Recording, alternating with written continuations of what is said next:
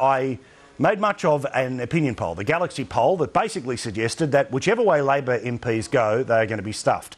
A third of people want the Prime Minister, a third of people want the former Prime Minister, and a third of people want anyone but those two.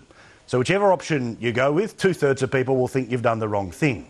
Now, I, like many people, don't have an awful lot of time for Kevin Rudd, and clearly his form in the past about how he has been a Prime Minister, how he was a leader of the Labor Party, left a lot to be desired.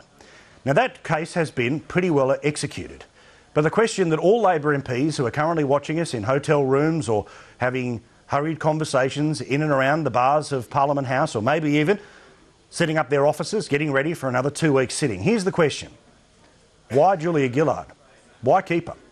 What's the benefit? Why is Julia Gillard the best person to be the Prime Minister of Australia? Why is Julia Gillard the best person to be the leader of the Labor Party? If there are clear answers to those questions, then fine. Bat away all of the talk. Don't worry about it. Move on, head down, bum up and get on with your job. But if you can't actually come up with an answer to those questions, and the answer to those questions is to stop someone like Kevin Rudd or stop the third option, well then Julia Gillard has lost your support. Just because you can't come up with a different option doesn't mean that you should stick with the bad one, that is this current Prime Minister. I'm keen to know what you think throughout the evening, and again, to all Labor MPs, I don't envy your position. You're facing electoral oblivion in September.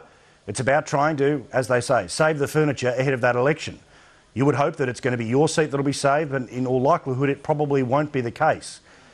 But the lesson out of Western Australia, the lesson out of Queensland, the lesson out of New South Wales, is that when a government is on the nose, when they decide to vote a certain way, you are gone, and you are gone in very big numbers. That's the way it seems for this government.